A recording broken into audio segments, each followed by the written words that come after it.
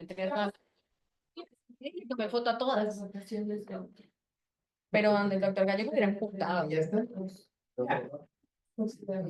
Pero es que todos hemos pasado por ahí, Luis, y no nos ha pasado eso. Ya se lo Es noviembre del siguiente. Pero es que todos hemos pasado y no hemos tenido ese problema porque tenés que tenerlo vos. solo las necesitamos. Que si yo voy y me está. Claro, priorizar a las mamás. Ya cuando estoy cambiado, ¿qué haces tú? Así Yo le digo que si una enfermería, por favor, dile que pase con neutralidad. No, por hacer más así ya está cambiado. Usted te quedas Se cambia. Hay cosas que solo te pasan.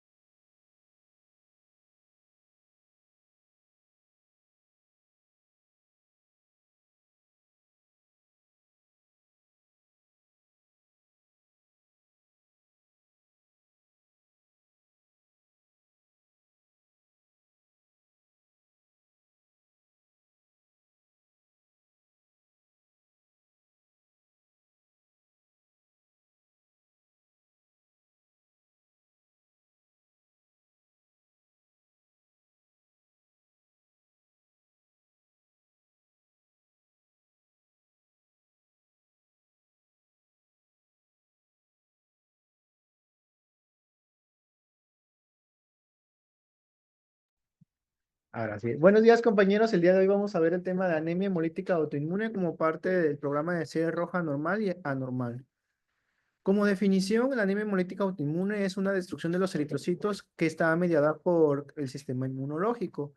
Estos anticuerpos van a ser directamente contra los eritrocitos, porque en las trombocitopenias inmunes primarias o también en las TTPs existe destrucción de eritrocitos. Sin embargo, esta hemólisis en estas enfermedades, a pesar de que son enfermedades autoinmunes, no están mediadas por autoanticuerpos eritrocitarios, sino la elisis de estos eritrocitos está causada por otra situación adyacente a la enfermedad de base.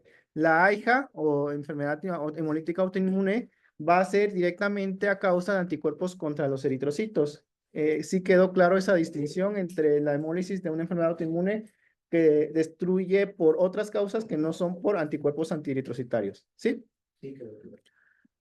De estas causas, la primaria o idiopática van a corresponder al 37%, mientras que la AIHA secundaria va a ser alrededor del 63%. E inclusive las idiopáticas posteriormente se les va a encontrar una causa secundaria. Dentro de la clasificación se pueden dividir de dos maneras, por etiología o por la temperatura óptima en la que el anticuerpo hace reacción. Por etiología se conocen como idiopática o primaria o secundaria. En la secundaria tenemos que pueden ser por enfermedades autoinmunes, tales como el lupus, artritis reumatoide o enfermedades mixtas del tejido conjuntivo. También pueden ser causadas por infecciones, tales como por micoplasma, micoplasma pneumoniae, VIH o virus de Epstein-Barr. También pueden ser secundarias a neoplasias como linfomas y leucemias. Pueden ser secundarios a fármacos, lo más frecuente es que sean por dosis altas a penicilinas o cefalosporinas o inclusive los AINES pueden provocar anemia autoinmune y el fármaco que está predicho como un ejemplo es la alfa-metildopa que causa una anemia hemolítica autoinmune verdadera. Y también puede ser post-trasplante hematopoyético o de órgano sólido. Por temperatura óptima de reacción se clasifican por autoanticuerpos calientes. Esto va a abarcar del 70 al 80% de todas las anemias autoinmunes. También por anticuerpos fríos que corresponden al 15% y muy rara vez van a ser por anticuerpos mixtos que van a reaccionar tanto a temperaturas de 37 grados como de 0 a 4 grados. La clasificación que más vamos a usar va a ser de acuerdo a las características de acción de los anticuerpos y se van a clasificar como calientes o fríos. ¿Sí? Calientes van a ser aquellos donde su temperatura de reacción va a ser a 37 grados centígrados, mientras que fríos su temperatura de acción va a ser a 4 grados centígrados. Algunas bibliografías lo marcan a partir de 0 grados centígrados, pero el valor y el rango va desde 0 a 4 grados centígrados. Hay una definición que se llama anticuerpo de relevancia clínica. ¿Alguien sabe por qué se les llama así, de relevancia clínica?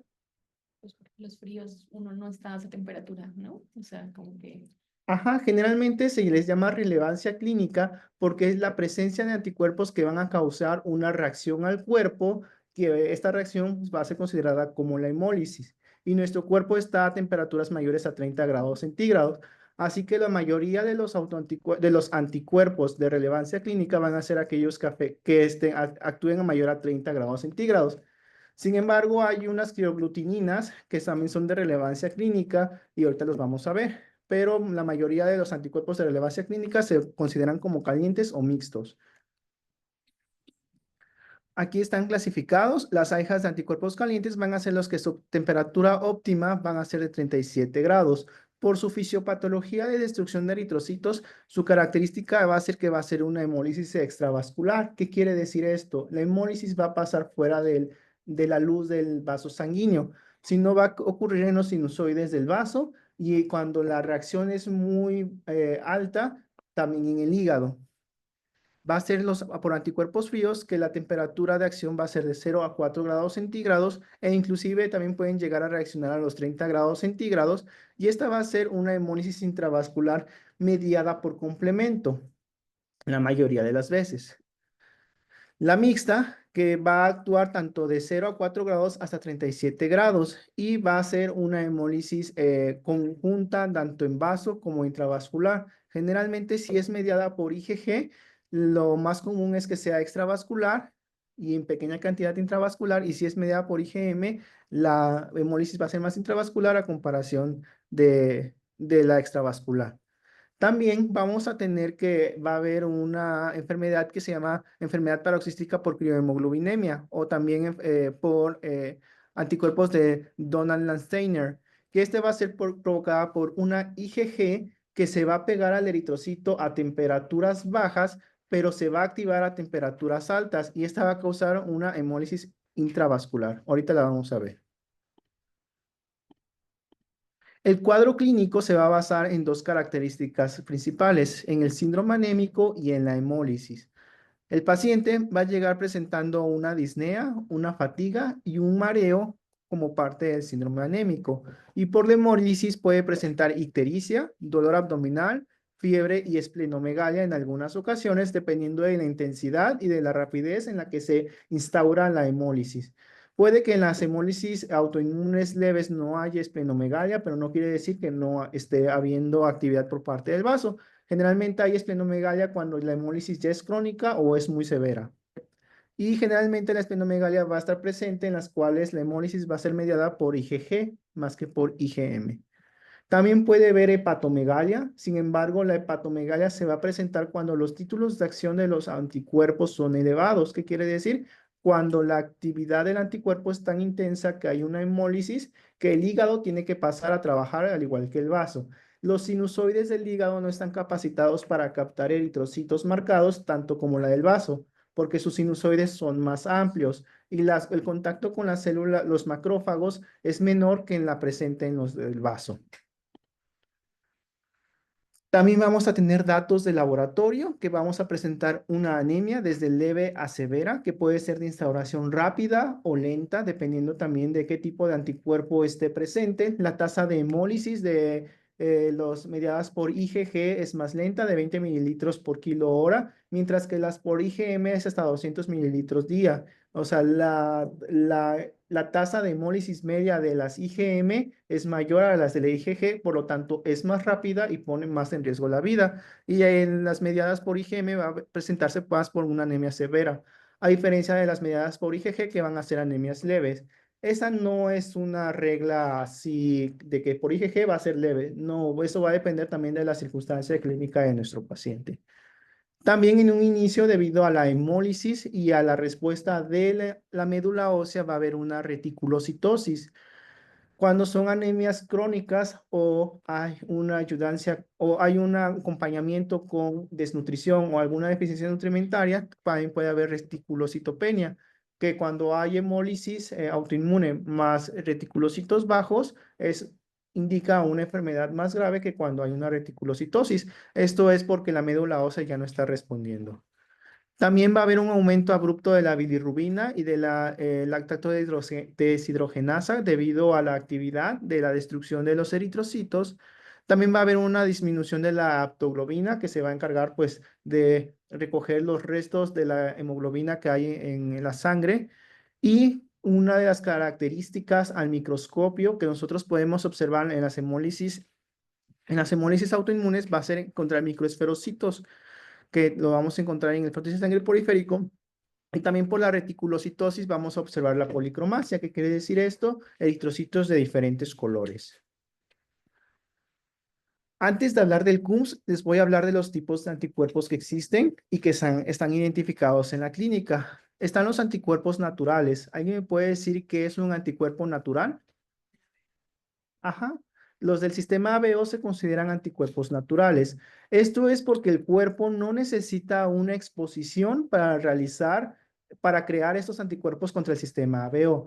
Sin embargo, es una media falacia, porque el cuerpo sí está expuesto a los antígenos del sistema ABO, pero por reacción cruzada a alimentos y a bacterias que nosotros que nosotros consumimos en las primeras etapas de nuestra vida. Generalmente nosotros desarrollamos anticuerpos naturales contra el sistema ABO a partir del tercer o cuarto mes. Por eso los niños se pueden tipificar del sistema ABO a partir del tercer o cuarto mes. Bueno, ya otras cosas. También tenemos los aloanticuerpos, que van a ser los anticuerpos que están dirigidos a epítopos de antígenos externos a nuestro cuerpo, que quiere decir hacia un donante de la misma especie. Y los autoanticuerpos son anticuerpos que están dirigidos contra epítopos de antígenos propios de nuestro cuerpo, o sea, solamente nuestros.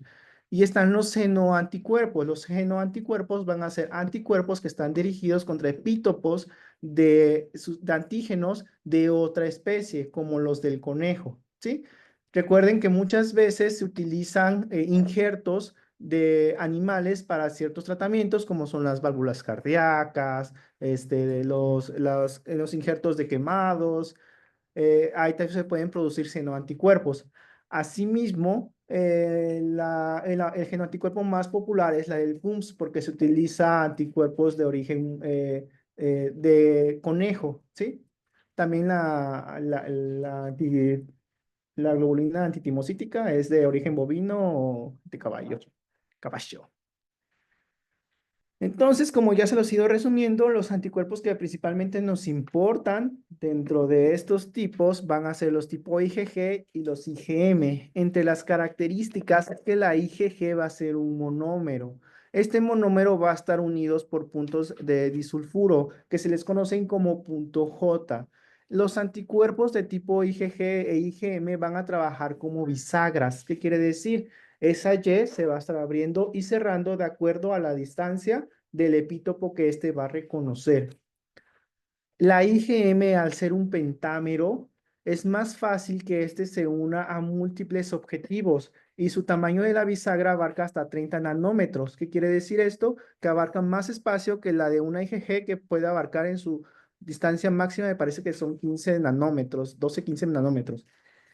La distancia entre un eritrocito y otro eritrocito abarca entre 18 y 20 nanómetros. Entonces, una IgG no es capaz de unir un eritrocito con otro eritrocito. Entonces, cuando nosotros hacemos las reacciones de identificar de aglutinación de los anticuerpos tipo IgG, no va a haber una aglutinación inmediata, porque la IgG no va a alcanzar la distancia entre dos eritrocitos. Mientras que la IgM sí alcanza la distancia entre dos eritrocitos o más. Entonces, cuando nosotros buscamos una reacción rápida, o sea, en salina rápida, así se le llama, la IgM sí va a hacer aglutinación a diferencia de la IgG. Aquí viene otra clasificación de anticuerpos, como completos o incompletos. Los anticuerpos incompletos van a ser aquellos que por salina rápida no van a causar una reacción de aglutinación y van a necesitar un coadyuvante como puede ser la hemoglobina o el reactivo de Coombs para hacer la aglutinación. Mientras que la IgM sí va a ser se considera un anticuerpo completo porque este no va a necesitar un ayudante para hacer la reacción de aglutinación y en salina rápida sí va a ser aglutinación inmediata y no necesita un ayudante para realizar la aglutinación. Sin embargo, un ayudante va a potenciar la reacción de la IgM a la aglutinación. También están los anticuerpos IgA, que también pueden provocar reacciones autoinmunes o a lo transfusionales. Sin embargo, la IgA es de muy poca relevancia clínica porque no todas van a ser la respuesta de aglutinación ni de hemólisis y va a ser en muy escasa cantidad aquellas hemólisis que están causadas por IgA hasta el 3%. La hemólisis mediada por inmunoglobulina G. La inmunoglobulina G es un mal activador del complemento y es por eso que como no va a activar el complemento, no va a causar hemólisis intravascular. Entonces, lo que va a hacer en la IgG va a ser marcar el eritrocito y cuando el eritrocito pase por los sinusoides esplénicos, van a ser captados por los receptores de la fracción cristalizable del anticuerpo. Entonces, el macrófago va a tener este receptor contra la fracción cristalizable, lo va a captar y se lo va a comer. ¿Sí? Así es como es la destrucción de la IgG. Por eso, las hemólisis mediadas por IgG son de más lenta instauración y van a ser menos graves. Esto va a ocurrir por tres fenómenos, por fagocitosis directa, que quiere decir el eritrocito va a ser captado por el macrófago y se lo va a comer completo. Por fragmentación, ¿qué quiere decir esto? Que el macrófago va a captar la fracción cristalizable y se va a comer ese fragmento que el anticuerpo tomó. Generalmente los anticuerpos están marcados hacia de proteínas transmembranales como es la subbanda 3, y a quitarle esa proteína transmembranal, el eritrocito queda inestable y es impedido que cambie de forma. Por lo tanto, cuando hay una fragmentación de la membrana del eritrocito, estos van a tomar una forma característica que es el microesferocito. Por eso, las características del laboratorio y en hemólisis de sangre periférica, ver microesferocitos es característico de una hemólisis autoinmune. También puede ser causada por citotoxicidad celular dependiente de anticuerpos. El macrófago tiene tres tipos de receptores para fracción cristalizable, el tipo U, la Fc, gamma R1, R2 y R3. De acuerdo al tipo que predomine de receptor va a ser la respuesta. Generalmente los tipo 1 y tipo 2 tienen más respuesta citotóxica y las tipo 3 son las que tienen respuesta fagocítica. Entonces, cuando el eritrocito va a pasar por ahí y es captado por uno que tenga un receptor cuya respuesta va a ser citotóxica, el macrófago va a liberar citocinas y va a inducir la apoptosis del eritrocito. Y estas son las tres maneras en las que la IgG causa la hemólisis. A diferencia de la IgG, la IgM es diferente. La IgM es un potente activador del complemento. ¿Qué quiere decir esto? Cuando la IgM se pega a la membrana del eritrocito, esta va a llamar la vía clásica del complemento y va a escindir el C3 a C3A y C3B. El C3B va a empezar a hacer, se va a empezar a juntar con las otras proteínas del complemento y va a hacer sus enzimas que van a catalizar hasta que se haga el complejo ataca la membrana. Se va a crear un poro y se va a destruir la célula que está atacando el complemento. Es por eso que las IgM son intravasculares, porque activan el complemento. Una fracción muy poca de la IgM también puede servir como marcaje para los eritrocitos. Por eso es que no el 100% de la hemólisis de los eritrocitos son intravasculares. Asimismo, el C3 también puede activar la fagocitosis. Entonces, cuando es mediada por IgM, puede haber una hemólisis mixta tanto intravascular como extravascular. Este es el complemento. Nosotros nos vamos a enfocar en la vía clásica, donde la va a activar principalmente el IgM. La IgG es un débil activador. Sin embargo, hay que recordar que hay tipos de IgG. La IgG tipo 3 es la que tiene mayor actividad de activación del complemento. Así que aquellas reacciones que son mediadas por IgG3 también pueden activar el complemento y causar una destrucción intravascular. Van a activar el C1QRS, el cual va a activar el C2, C4. Se va a hacer una enzima que va a escindir el C3 y lo va a dividir en su fracción C3A y C3B. El C3B se va a unir a este complejo proteico y se va a crear otra enzima que va a escindir el C5 a C5A y el C5B. Y el C5B va a actuar como receptor hacia las otras proteínas de complemento como C6, C7, C8 y C9. Y así como jueguitos C9, C9, C9, C9, C9, C9, C9, C9, hasta que se haga un tubito que va a causar un poro y va a destruir la célula. ¿Sí? Por eso aquí es la N, porque muchas C9 se van a unir. Entendiendo esto, nosotros podemos entender la prueba de antiglobulina o la prueba de Coombs. ¿Sí? Nosotros vamos a tener dos tipos de Coombs, la directa y la indirecta. ¿Alguien me puede decir la diferencia entre una y otra? ¿Qué identifica la directa? Ajá. ¿Y la indirecta qué identifica? Ajá. La directa nos va a ayudar a identificar los anticuerpos que estén pegadas a antígenos que estén en la membrana de nuestra célula o eritrocito, mientras que la indirecta nos va a ayudar a identificar los anticuerpos que están nadando en nuestro suero o plasma. ¿Sí? Aquí todo queda claro para que no haya confusiones después. La que más utilizamos nosotros en hematología es la directa. La enfermedad de recién nacido, a la madre se le hace el Coombs indirecto, mientras que al bebé se le hace el directo, y cuando nosotros tenemos sospecha, nosotros utilicemos el directo.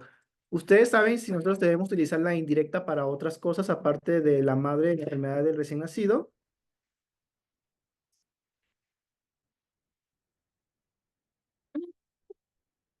Para identificar plaza. Ah, No, no escucharon. Muy bien. La realidad es que el Coombs indirecto es muy útil para nosotros porque nosotros vamos a poder hacer elusiones. Las elusiones son aquel proceso químico en la cual nosotros vamos a separar los anticuerpos que están pegados en la membrana del eritrocito para que queden libres. Y al quedar libres, nosotros podemos identificar y clasificar nuestro anticuerpo sometiéndolos a pruebas con otras células marcadas con antígenos de importancia clínica. Así es como nosotros buscamos y reconocemos los anticuerpos irregulares. Se hace una elusión de los anticuerpos que están pegados en la membrana y se separa ese suero, el huido concentrado de inmunoglobulinas y se someten a pruebas con células marcadas que nos van a dar un fenotipo específico de anticuerpos de relevancia clínica. También el identificar estos anticuerpos nos ayuda en trasplantes para identificar los anticuerpos antihumanos que son conocidos como los PRA. Los PRA son de las principales causas de rechazo al injerto.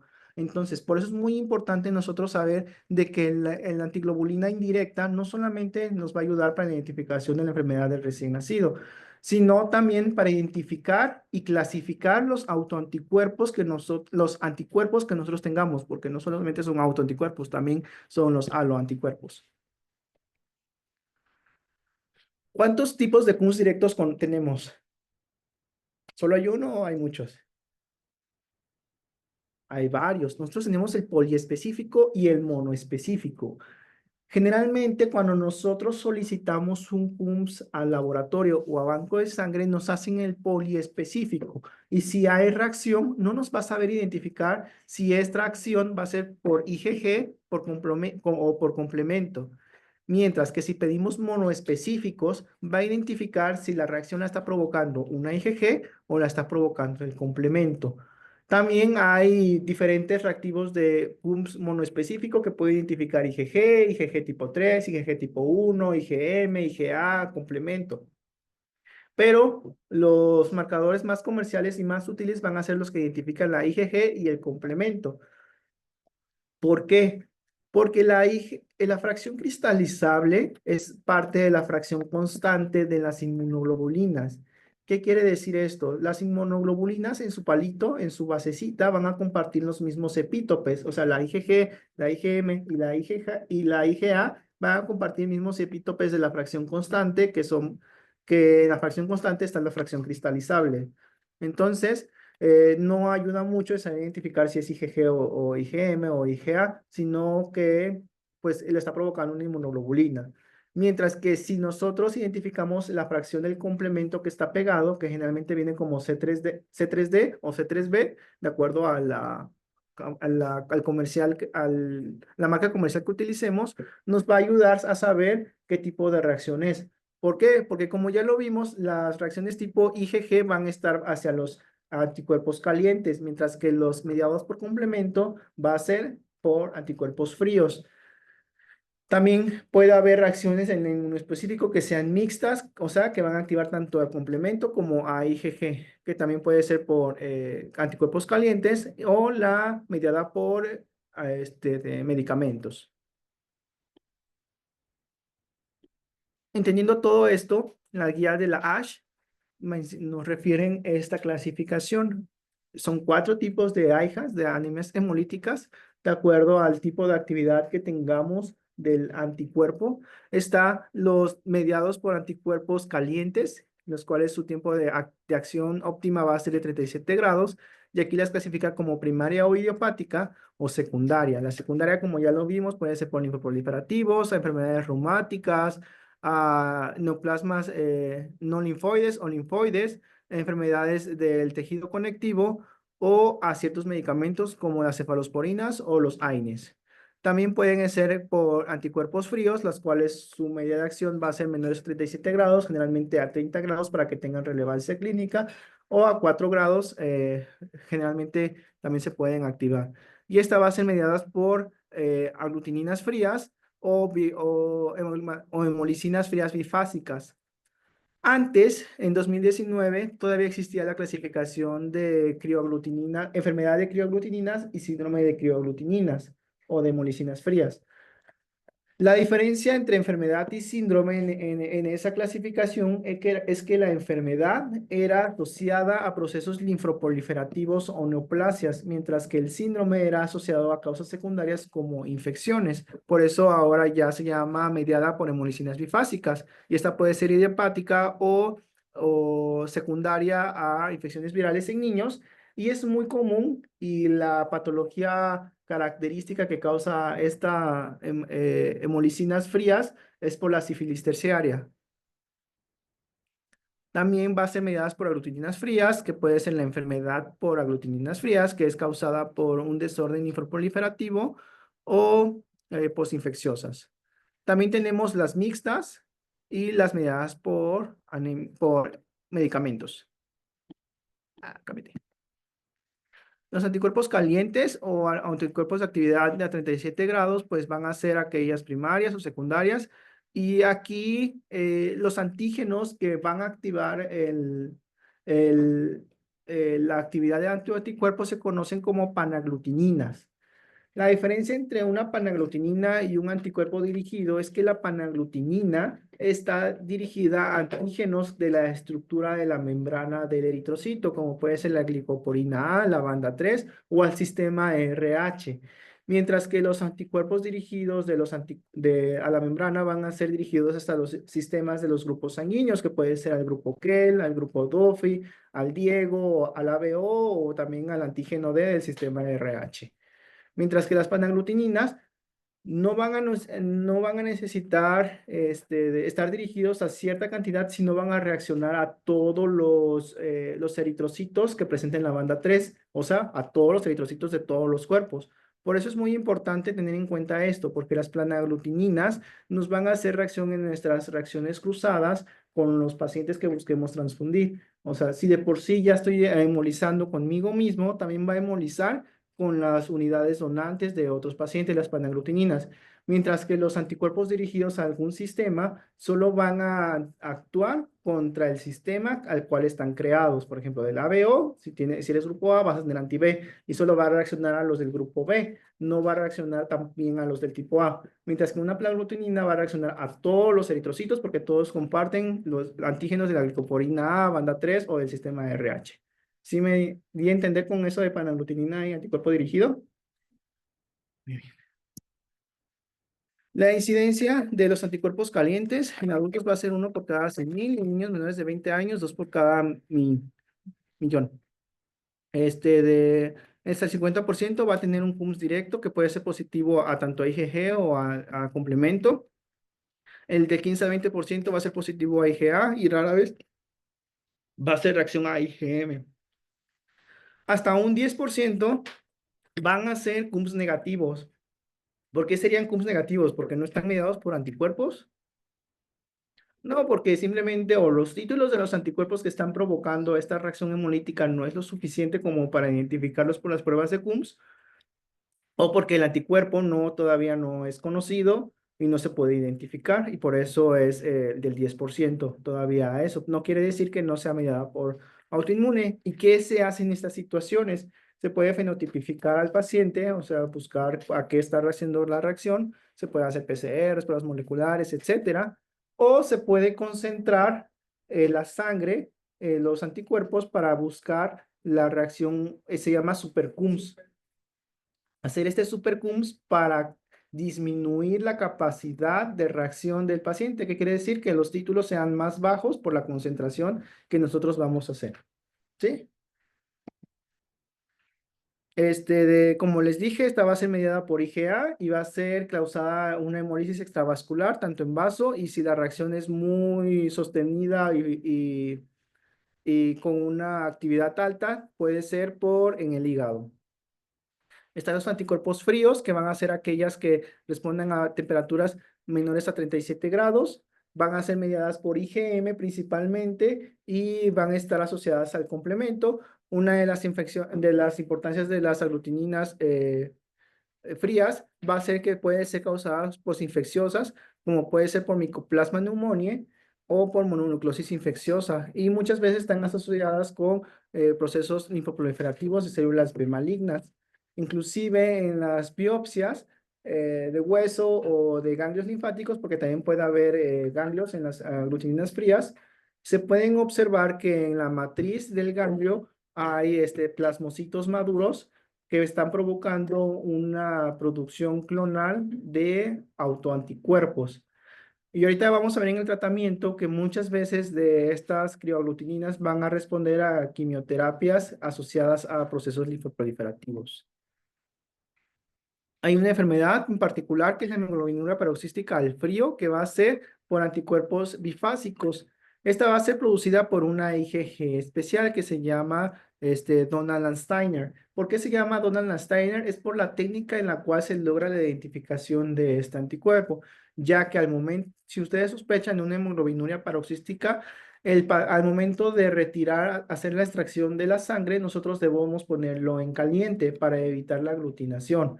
Entonces, como todo se hace en caliente en esta prueba, es un método especial. Este método se llama Donald-Steiner. Entonces, el anticuerpo se llama Donald-Steiner. Esta va a tener una especificidad contra el antígeno P de un grupo sanguíneo, del grupo sanguíneo P. Tiene una frecuencia baja y generalmente el paciente a temperaturas bajas, lo que va a hacer la IgG se va a pegar al eritrocito y cuando llega a temperaturas mayores a 30 grados va a causar la reacción de hemólisis. ¿Qué quiere decir esto? Los pacientes que tienen esta enfermedad, que son sometidos a procesos de quirófano, donde generalmente el quirófano pues está muy frío, van a presentar este marcaje y esta hemólisis. También en pacientes que viajen a lugares fríos o que estén en lugares fríos van a presentar ese tipo de hemólisis.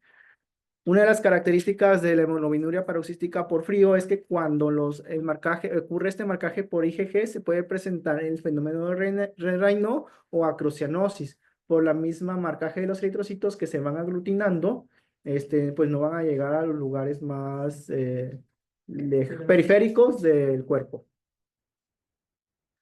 El 90% de los anticuerpos con actividad fría van a ser por IgM, hasta el 90%, pueden presentarse desde títulos bajos y generalmente, o sea, a no ser que sea por la hemoglobina paroxística por frío, en cualquier otra de las crioglutininas van a ser dirigidos contra antígenos del grupo sanguíneo I.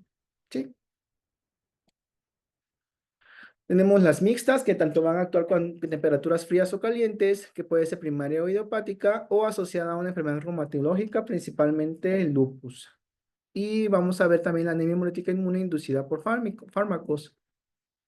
Esta va a ser indistinguible de una EJA idiopática, solamente se va a lograr identificar por medio de la historia clínica, una historia clínica detallada donde vamos a tener que va a haber un involucro de un fármaco 7 a 14 días previos al inicio de los síntomas. Los fármacos más involucrados son las cefalosporinas, las penicilinas y sus derivados y los AINES. Estos van a ocurrir por 3 mecanismos fisiopatológicos: por mecanismos de apteno o de absorción al fármaco, por mecanismos de un complejo inmune o por un mecanismo de un autoanticuerpo verdadero. Los medicamentos, en el primer mecanismo, el medicamento se va a pegar a la membrana del eritrocito y se van a crear anticuerpos contra el medicamento. Entonces, como el medicamento está pegado en la membrana del eritrocito, va a llegar el anticuerpo, se va a pegar al antígeno del fármaco y va a causar la destrucción del eritrocito. ¿Sí? En la ternaria, la de por complejos, se necesita un complejo entre un antígeno que reconozca el fármaco en la membrana del eritrocito, el fármaco y el anticuerpo. El anticuerpo va a reconocer el antígeno formado por la interacción entre el fármaco y el antígeno eritrocitario y va a causar la destrucción del eritrocito. Y la autoinmune, como es en el prototipo de por metildopa, van a ser por reacciones cruzadas, donde se va a reconocer un anticuerpo, donde se va a crear un anticuerpo contra el fármaco, pero va a ser reacción cruzada contra la membrana eritrocitaria. Aquí tenemos los tipos y va a ser también, hay una que se llama por proteína absorción inmunológica, que esta va a ser porque se le van a por el fármaco, se le van a pegar otras sustancias a la capa del eritrocito, como es la albúmina, proteínas circundantes, y va a producir reacciones de aglutinación. Esto es muy común en las cefalosporinas y en el cisplatino, que posterior a que uno aplica uno de estos medicamentos y por alguna ocasión a alguien se le ocurrió hacerle CUMS, puede que salga positivo, pero no quiere, esta generalmente no provoca una reacción hemolítica. La de porapteno, el prototipo de medicamento es la penicilina. La de por complejos es por una cefalosporina de tercera generación y por anticuerpos verdaderos va a ser por la fametildopa. Y casi todas van a ser mediadas por IgG, solamente la del complejo inmune va a ser mediada por IgM y esta va a ser la que va a tener una presentación más grave. Aquí son unos diferentes medicamentos que pueden producir una hemólisis. Están de acuerdo a su mecanismo de acción. Realmente, pues, generalmente son penicilinas y sus derivados, cefalosporinas, la fametildopa. Y es muy importante saber que los que van a causar una reacción por absorción no inmunológica va a ser como el carboplatino, el cisplatino, oxiplatino y las cefalosporinas. ¿Y cuál es el tratamiento de la hemólisis? Pues tratar de sacar al paciente del proceso de hipoxia. ¿Cuál es la mejor terapia para sacar al paciente de la hipoxia? Pues administrándole glóbulos rojos. Y por eso existe la terapia transfusional. Pero ¿qué pasa en las panaglutininas, donde nuestros pacientes van a hacer reacciones a todas las unidades? La ASH, en su actualización del 2025, dice que se debe de quitar la frase al menos reactivo. O sea, pásale al que menos reacción le haya hecho. Que esa frase debe quedar olvidada totalmente porque solamente retrasa la terapia transfusional. Porque independientemente sí o sí le va a hacer reacción al paciente de esa unidad de sangre. Lo que sí recomienda la ASH es tener puntos de corte y de atención al momento en que nosotros decidamos la transfusión de un paciente que tiene una anemia hemolítica. No debe ser de tratamiento de rutina en los pacientes con anemia hemolítica. Debe ser reservado en pacientes con anemia severa y que tengan un compromiso hemodinámico importante. Y debido a a la dificultad de encontrar una unidad compatible, la unidad solamente debe ser cruzada por su grupo ABO y con eso es suficiente para transfundir al paciente. Porque eso de que buscar al más compatible solamente es una pérdida del tiempo y retrasa el tratamiento. Y si tú tienes la idea de que pues me voy a esperar a que salga el menos compatible o que salga algún compatible entre todas las unidades que se le van a cruzar, pues realmente no te está urgiendo tanta la transfusión. Y de tener en cuenta de que el paciente va a hacer una reacción hemolítica al momento en que tú lo transfundas, sí o sí, porque va a estar mediados por panaglutininas. Y tú debes estar preparado para la reacción que se vaya a causar. El paciente de por sí ya está hemolizando y que tú le administres más no va a empeorar la hemólisis, sino va a continuar con la hemólisis. Lo único que lo vas a sacar va a ser de la hipoxia. Le vas a dar más tiempo al paciente de responder a tratamientos que traten la reactividad autoinmune. En caso de que te preocupe mucho, tú debes transfundir de acuerdo al fenotipo del paciente. ¿Qué quiere decir esto? El fenotipo de acuerdo a las características fenotípicas de los eritrocitos y va a ser el paciente al donante más compatible fenotípicamente al paciente, ¿sí? Ya cuando vean los cursos de banco de sangre van a entender esto del fenotipo, pero el fenotipo se hace referencia a la expresión de los antígenos de los eritrocitos y a las características especiales que éstas expresan. Nosotros generalmente cruzamos a ABO, pero tú puedes... ¿Qué pasa? No, pregunta ahí. O sea que si yo tengo un paquetito de eritrocitario que fenotipe y tengo el fenotipo de mi paciente, simplemente comparo que tengan fenotipos iguales sin hacer pruebas cruzadas. No, si haces pruebas cruzadas. Con ABO o con todo. Si ya tienes el fenotipo con fenotipos, pero te va a hacer reacción porque va a haber anticuerpos dirigidos contra la membrana del eritrocito, Pero más no entonces, contra el no es en fenotipo. eso, en que tengan ese. A que sean que sean lo compatible al fenotipo. Ok. Es en caso de que tengan los fenotipos y te importe mucho la reacción transfusional, pero realmente, aunque le pases lo más fenotípicamente parecido, va a ser reacción. Muchas veces se hablan de pasar transfusiones a menores cantidades de sangre, como alicuotas de 3 a 5 mililitros por kilo, a 10 mililitros por kilo. Realmente, pues si va a hemolizar, va a hemolizar. Y si le estás pasando de poquito en poquito, no estás tratando la hipoxia y el bajo gasto, solamente pues le estás dando probaditas de sangre al paciente. Si vas a transfundir, puedes transfundir sin miedo, bueno, con el miedo de que va a ser reacción hemolítica de por sí, pero no a la descompensación hemodinámica porque el paciente de por sí ya está es descompensado hemodinámicamente. E inclusive en otras terapias transfusionales, ya hay artículos que comparan las transfusiones a bajas cantidades de 5 a 10 mililitros comparadas a 15 mililitros. En otros procesos de bajo gasto, por ejemplo, en las anemias crónicas que llegan en 5, en las anemias de procesos oncológicos o desnutricionales o por otras causas que llegan con hemoglobinas de 5 mililitros, y compararon de que si les iba bien a transfundir a 10 mililitros o a 15, de 5 a 10 mililitros o a 15 mililitros, y les va igual. O sea, no hay descompensación hemodinámica si transfundes completamente a 15 mililitros o si transfundes por partes a 5 a 10 mililitros. Lo único que haces al transfundir a lipotas bajas es retrasar la terapia transfusional. Y ya el tratamiento específico va a ser de acuerdo a las características de nuestra. ¿Sí? Y si tienen una, como A las cardiopatías sí se transfunden a lipotas bajas. o de que si vamos a transfundir algún medicamento que le puedas, porque no decir que detenga esa. Ahorita vamos a ver eso.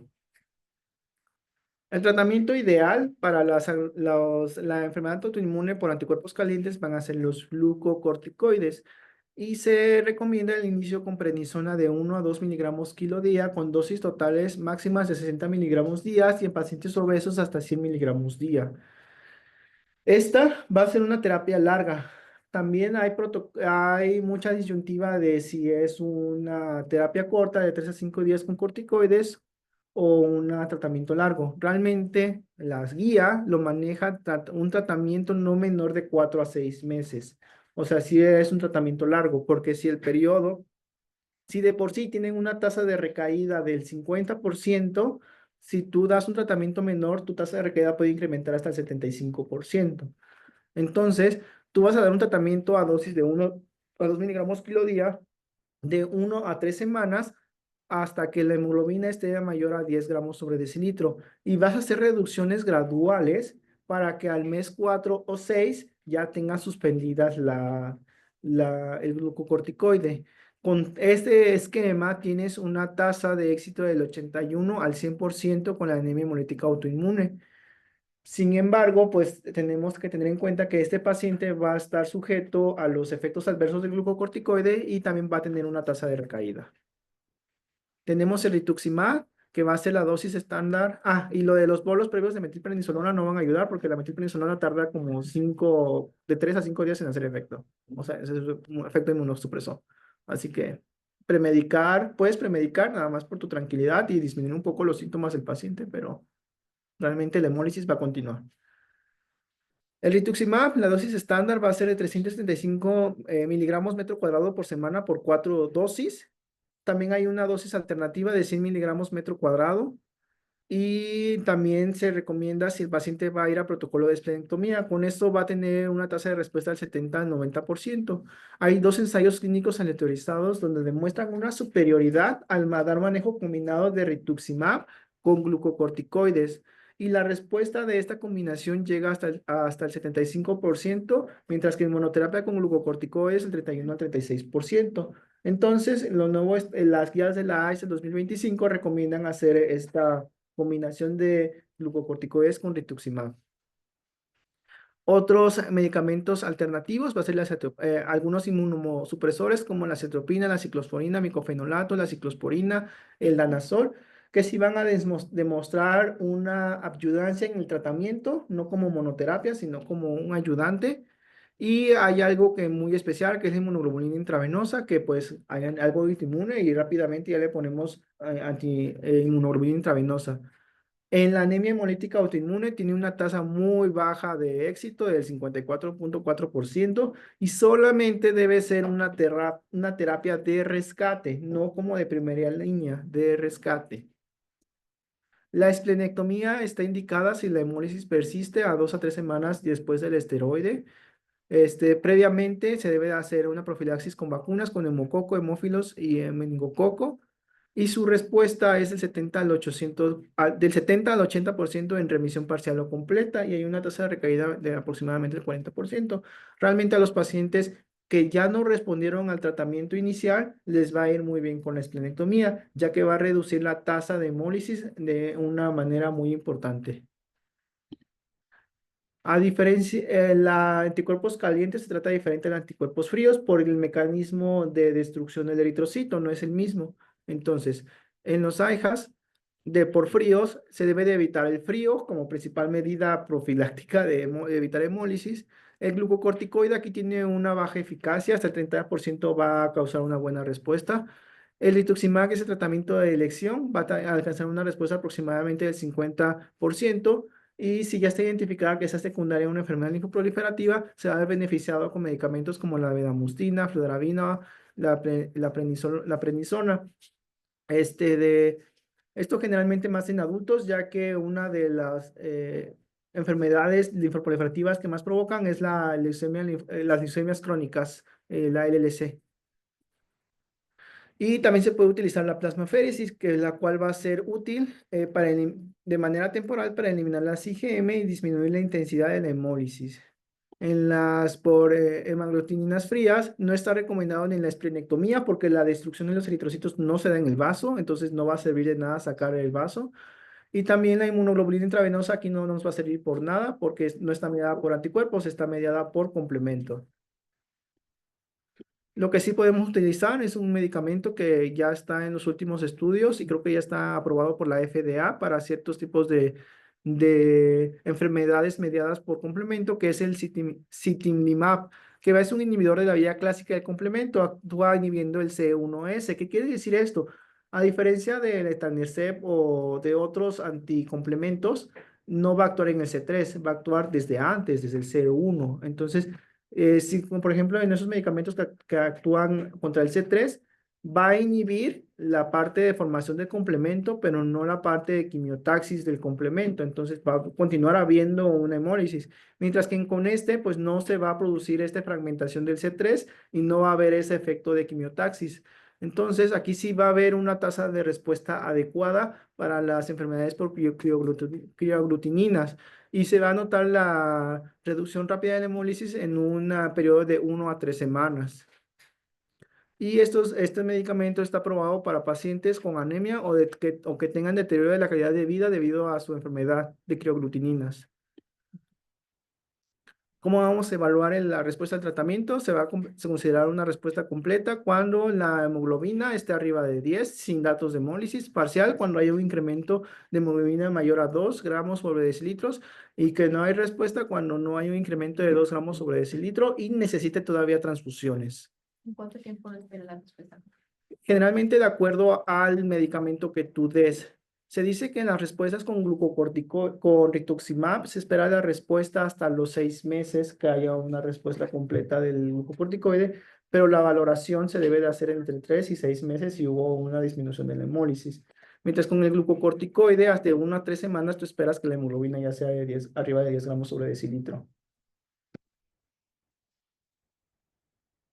De acuerdo a lo que tú estés dando. Y ya sería todo.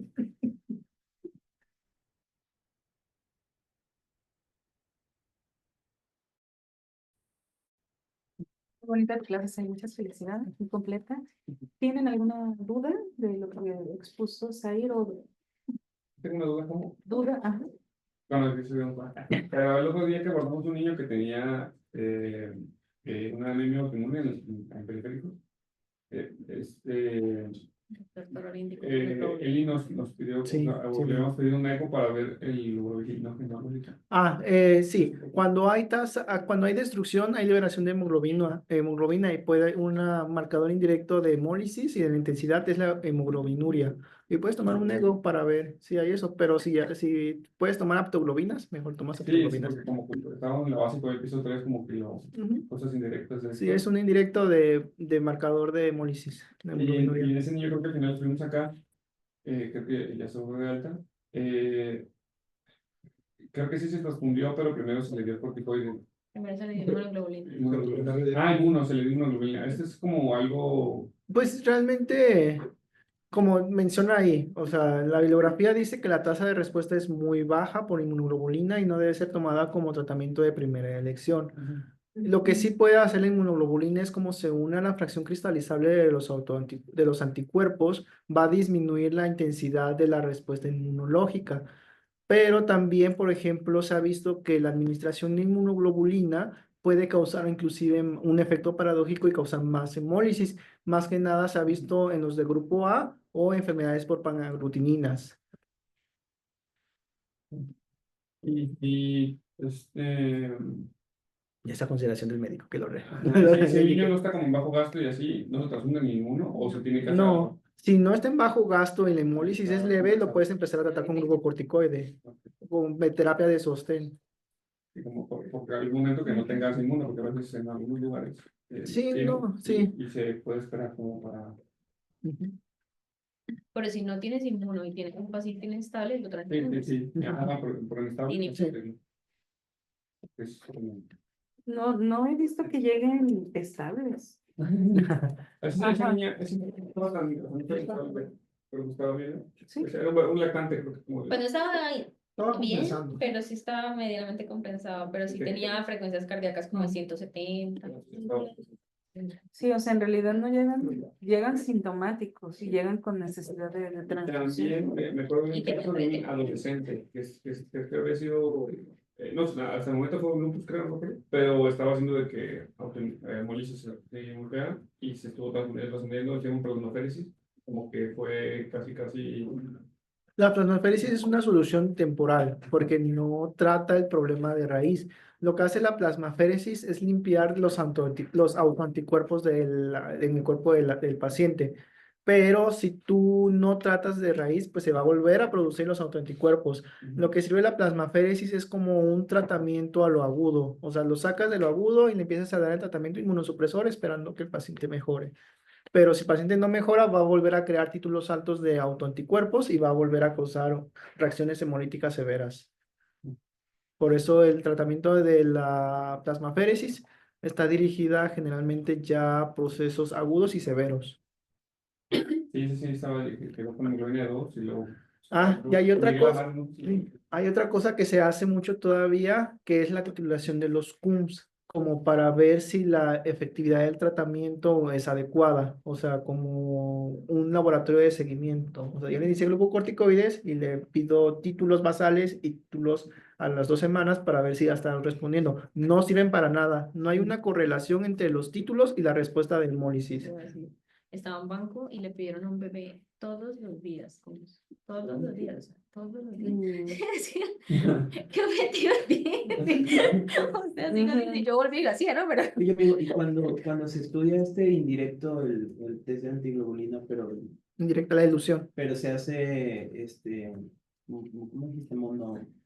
Como dirigido, solo uno, Ah, el CUMS monoespecífico. mono específico. como O sea, se fraccionado. lee igualito.